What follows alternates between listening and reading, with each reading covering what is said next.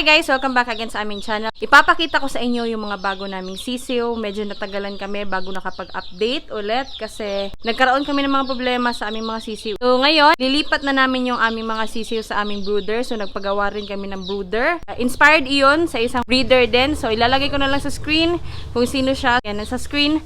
So yung brooder niya, yung naging inspiration namin para gawin din namin dito sa amin yung ganong klase kasi nakita namin na maganda yung kanyang brooder doon. Marami na tayong ililipat na mga sisiw kasi nga kita nyo naman noon nung nilalagay namin sila sa parang cartoon pa lang and then later on nung sa bigasan na ng tatay namin and then ngayon kinuha ko yung separator niya sa gitna so ipapakita ko rin yan.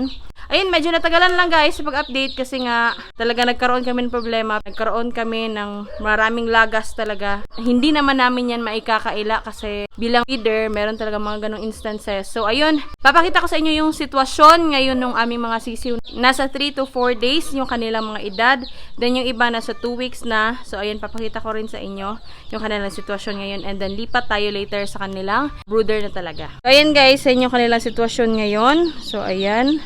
So, ayan guys, yan yung ating brooder. So, nakita nyo na to before doon sa aming loob ng bahay. So, nilabas kasi namin guys kasi yun nga, nagka-problema kami sa ventilation din siguro kasi medyo close din doon. So, kaya eto ngayon. Naka-open lang din to ngayon guys kasi nga ready na talaga kami na ilipat sa brooder. Meron itong ilaw din. Tapos nilalagyan lang namin ng mga ganito, carton, tsaka yung tela sa ibabaw. Tapos nilalagyan namin ng mabibigat sa ibabaw para yung tela namin hindi liparin ng hangin. So ayun. Or guys, walang mga ganito.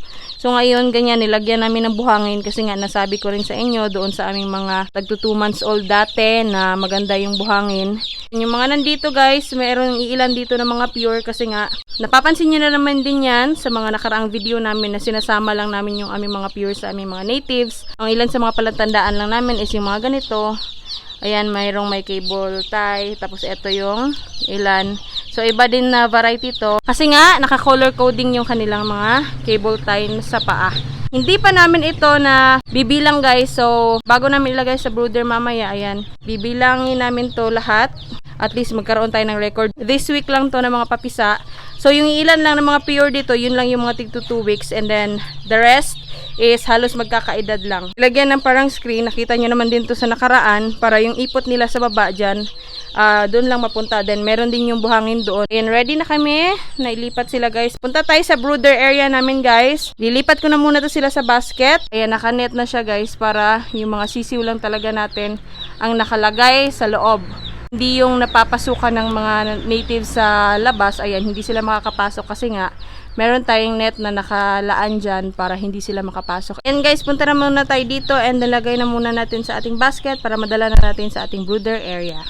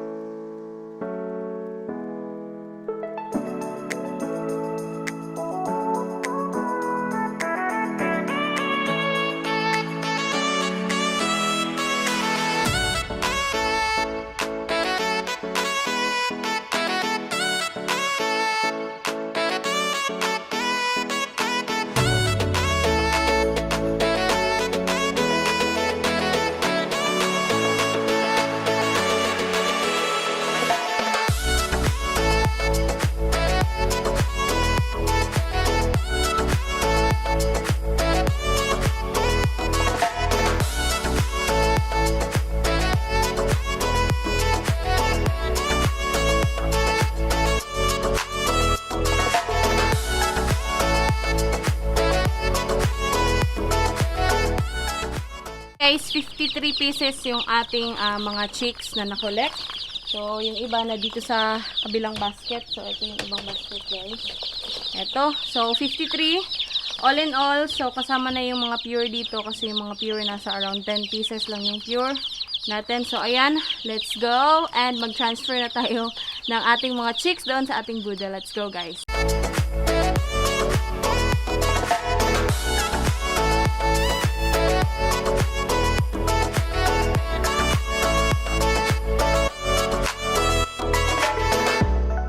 Ito na yung magiging pintuan ng aming brooder. Ito naman yung ating brooder area. Ayan na guys. Ito naman yung kanilang kulungan or magiging brooder nila. So, ayan yung ating mga sisiw. So, dito naman guys, ayan. Kung makikita nyo, gumamit na kami ng rice hull. Tapos, meron naman tayong ilaw dyan. Tapos, eto guys, kapag gabi, meron tayong pangtakip sa kanila. Kapag gabi, kasi nga, para hindi masyadong malamig. And then dito, kapag gabi, lalagyan na lang namin ng tela. Kasi nga, ang purpose din nito kapag araw, para meron din silang ventilation at the same time. Tapos, yung dito naman guys, naaangat din to. Ayan. So, meron naman tayong pakainan dito sa kabila. So, yung pakainan naman nila is eto, meron din siyang isang pintuan.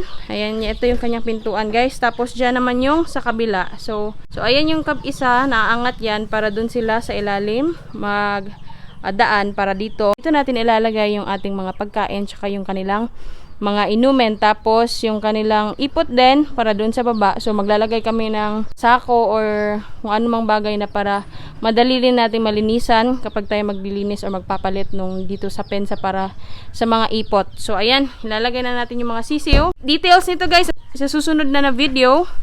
So, ngayon, eto na muna. So, ang pag-transfer lang ng ating mga sisiw. Ayan yung ating mga sisiw guys. 53 sila. Secure yung kanilang palibot. So, ayan, ito na yung sisiw natin. So, dito na yung kanilang bagong brooder, guys. Mas malaki, spacious siya talaga. Ayan. So, di ko alam kung ano magiging reaction nila, pero ayan. Magiging maganda yung kanilang paglaki dito kasi nga mainit din yung rice hull. So, isa din sa akin ang ganda niyan. Mainit sa kanilang katawan. So, eto. So, sa pagpapalit naman ng ipa, guys, nakita din namin sa video na yon na at least once a week. Pinaka maganda na yon, once a week. Or sa isang buwan is 4 na beses tayong magpalit ng ating ipa. So, every week yon. So, ayan sila guys. So, ilan dyan? Merong mga pure. Yung mga orange yung kanilang cable tie. Then, yung iba naman na blue is yung Brazilian namin. So, ayan guys. Ang laki. Ang spacious na talaga. Compare doon sa kabilang brooder na maliit talaga kasi nga bigasan lang din yun dati. So, ngayon, ayan na yung kanilang brooder. Isa rin to sa naging rason, guys, kung bakit hindi rin kami nakapag-film. Kasi nga, humanap kami ng paraan kung saan mapapaganda yung aming mga sisiw. Kasi, nagkaroon nga kami ng maraming lagas. So, di namin niya i-deny kasi halos lahat naman or wala namang din perfectong breeder. Meron talaga mga ganun, mga casualties. So, ayan na yung ating brooder guys. So, ayan. So, ang sasaya nila sa loob. So, ayan, nakikita nyo yan. Medyo ano talaga sila. Naninibago. So, ganyan yung ating brooder ngayon. So, meron pa pala kaming isang brooder din. 2 yung pinagawa namin. So, yung dito guys, tatapalan pa namin to kasi medyo na short kami sa plywood. Pero okay na yan. At least nakaabang na. Pagpapalagay na lang. Konti lang naman na plywood yan. So, magagawa na yung paraan. For the next breeding na naman, pag marami na tayong sisiw, maka-range tayo up to 100. Hopefully, in God's grace, ipag-pray natin yan. So, eto na yung magiging brooder natin na bago. So, katulad din sa kabila, meron siyang parang, ayan, para makuha natin. Tapos doon sila dadaan para makapunta dito sa kabila yung kanilang paglalagyan ng mga pagkain. So, ito yung paglalagyan ng pagkain nila guys. Ayan yung kanilang paglalagyan din ng pagkain.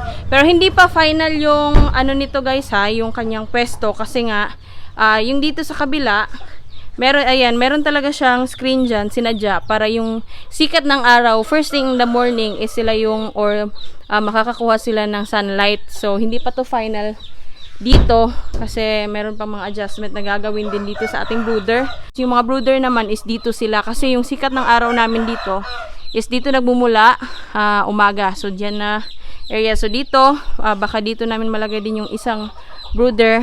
Ito na brooder.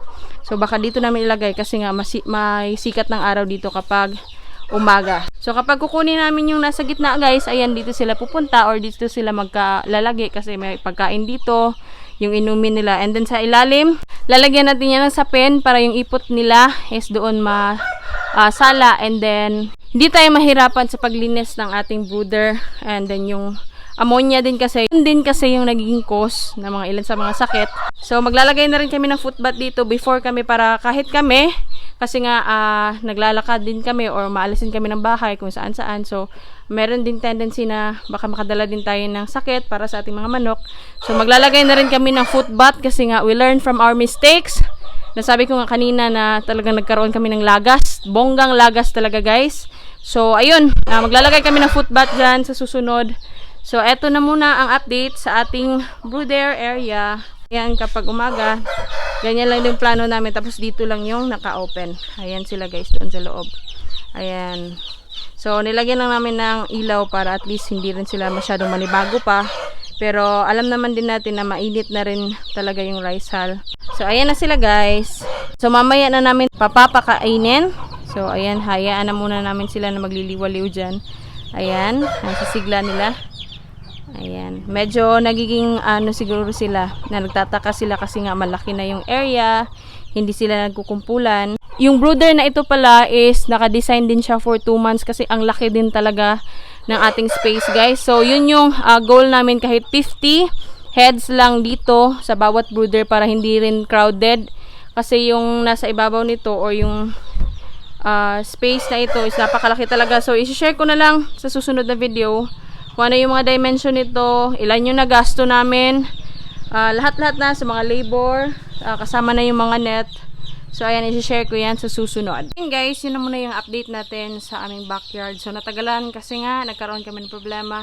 Pero bago ang lahat, mag-shoutout muna tayo sa mga viewers na nanonood sa ating channel. So, shoutout to Sir Melvin Magbanwa, to Chicken Pet Lover, to GA, shoutout din to Sir Muayan Haji Mangko, to Kuya J Vlog, to Sir Dondon Mix TV, shoutout din to Sir Ariel Hikale, to Sir Salam Padian, Adrian Robiños from Tulunan, Agapito Reyes from Aklan, to Sir Anthony John Consumo, to Masaki Gaming, to Benny Ganancial from Guimaras, to Sir Joel Ligutan from Romblon. Pinapa-shoutout din ni No One ang Geka family from Yato Island, Sir Ago Luna. Shoutout din to Sir Jalil Dima from Lanao del Norte. So, shoutout din to Sir Nedes Palmares na isang OFW. Bert Sale, shoutout din sa inyo, sir. To Sir Samer Pendi from Bukidnon. And finally, shoutout din sa iyo, Kaliwets97 from Turil, Davao City. Yun yung ating shoutout for today and sana na-enjoy nyo ang aming madaliang vlog or yung paglilipat namin. Also, i-like nyo yung aming page sa Facebook. Ayan guys, nakalagay sa screen. Pwede nyo akong tanungin dyan regarding sa mga presyuhan ng ating shamu. And again guys, sinasabi ko to, different breeders comes with different price kasi iba-iba yung kanilang way of bidding and iba-iba din yung mga pamamaraan nila kaya magmamatter din yung kanilang presyo. Thank you for watching our video guys. I really miss you guys. Tangkilikan nyo pa yung aming videos sa susunod kasi natagalan lang talaga. So susunod na video, ipapakita ko yung clip ng paggawa ng ilan sa mga clip na paggawa ng aming brooder. So ayun, thank you for watching and again, sana nag-enjoy kayo. Please do like this video, share to your friends, comment down below kung meron pa kayong mga katanungan sa aming video na to. And don't forget to subscribe and hit the notification bell beside the subscribe button para at least guys, kung meron kaming bagong video is ma-notify kayo every now and then na YouTube. So ayun, thank you and goodbye. Peace out everybody!